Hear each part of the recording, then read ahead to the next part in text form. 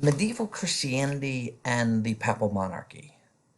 If you're going to discuss feudal medieval Europe, you have to deal with Christianity.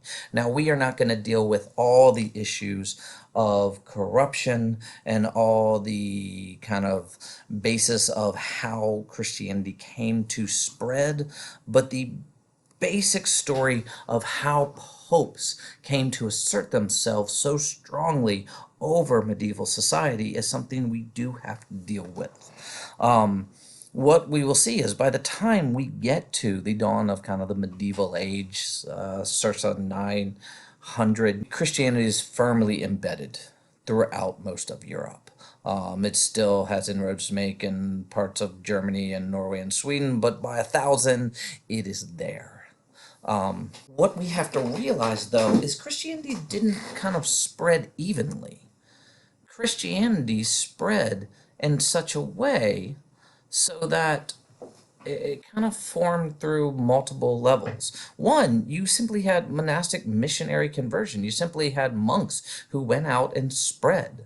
This is St. Patrick is the classic example, of course, of this. You had standard conversion where the church will actually kind of gradually expand in a very organized fashion. St. Benedict and the Code of St. Benedict is much emblematic of this point.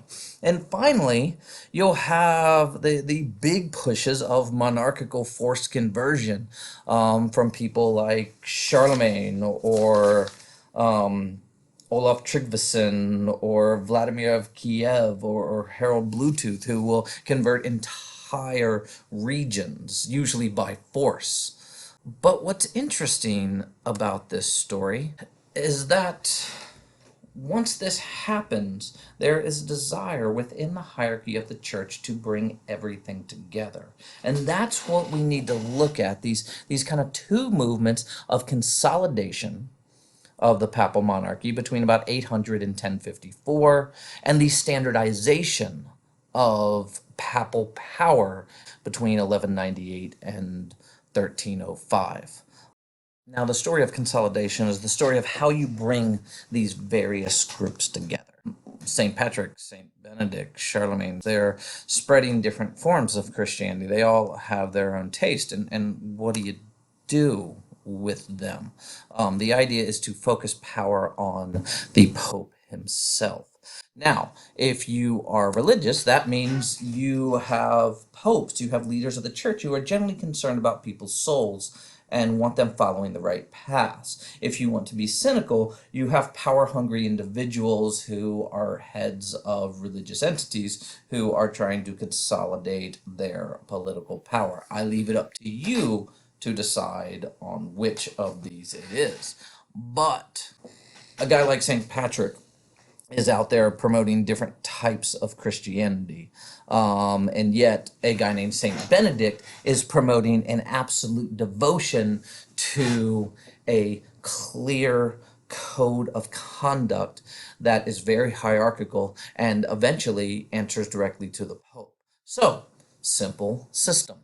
You take the code of St. Benedict and you force all monks to accept the code of St. Benedict, to live in monasteries, answer directly to an abbot, and therefore answer directly to the Pope. Now, this is a multi-pope process that takes several hundred years to kind of instate. By the time you get to around 1000, this is in place.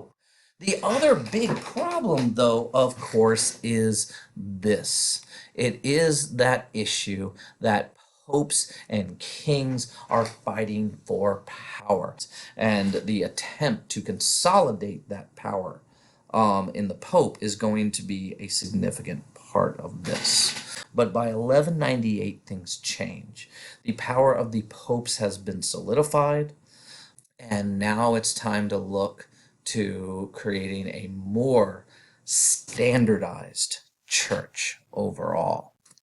The story of standardization begins with Innocent III. This is the Pope who called the Fourth Crusade.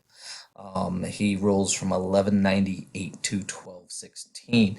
He really made it his mission to create a single focused belief and church that was consolidated around the power of the Pope.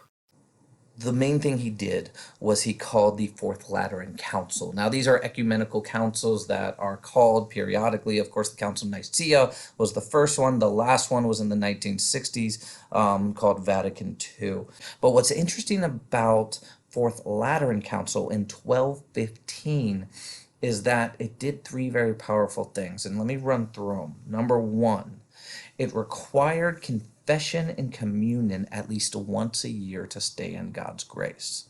Now, that doesn't seem like a big deal, but please understand, those of you who have experience with confession know you can kind of go in the door, you stare at the priest, and you tell him you pulled your sister's pigtails, and he tells you to say 4 Hail Marys and, I don't know, apologize to your sister. Back then, it required weeks, sometimes months of prayer to atone. It required financial obligations to the church or to the people you have wronged. It required actual physical service to make up for what you have done. Confession was not a simple thing. Communion required you to fast and pray for 24 hours previous to communion. It also required that you stay celibate for a week previous, and depending on the time period within the medieval age, many other obligations. You plan your month around taking communion. So that's one. Confession and communion once a year to stay in God's grace. And by God's grace means you're able to go to heaven. Okay, number two. It formally defined transubstantiation. Transubstantiation is the belief you are not just symbolically eating bread and drinking wine. You are actually consuming the flesh and blood of Jesus. You are actually consuming your God. When the priest gets up there and does the wavy hand thing, he's transubstantiating those into the actual flesh and blood of God. This is only a power that priests or ordained priests have the ability to do with God acting through them. But before, it was some debate. Was it real or was it just kind of symbolic? And this formally says, yes, this is real. Number three, only a priest can grant deliverance through confession. You can't just sit on the side of your bed, say, Jesus, sorry for pulling my sister's pigtails, forgive me. Forgiveness. So follow these out. Have to do confession and communion once a year to go to heaven. Transubstantiation can only be achieved by a priest, and only a priest can do confession, which means in order to do confession and communion, you have to act through an ordained priest, which means you have to act through the church, which means you have to work through the formal system of the church, or you can't go to heaven. Okay. Second to this story, though, is Innocent III trying to crush all heresies. He starts what's called the Inquisition. When they start in Italy, the idea is to stop anybody who's preaching against the direct teachings of the church, even if that is something as simple as you should stand as opposed to sit in a certain part of the church service. And of course, if you are found to be a heretic, you are burned at the stake. That is the standard kind of punishment. But the other thing is that what if it's not just a single individual? What if it's a group of people who the Pope thinks are heretics, like a group that we know as the Cathars? Now, you can look up yourself who these groups are and who these people are.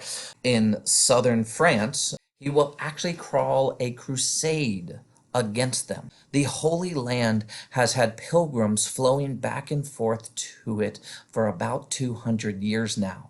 There are orders of monastic knights who have sworn allegiance to the Pope himself. They are groups like the Hospitallers, the Templars, and he can simply call on these guys to carry out his crusades for him, and he will. The Teutonic Knights will launch several invasions.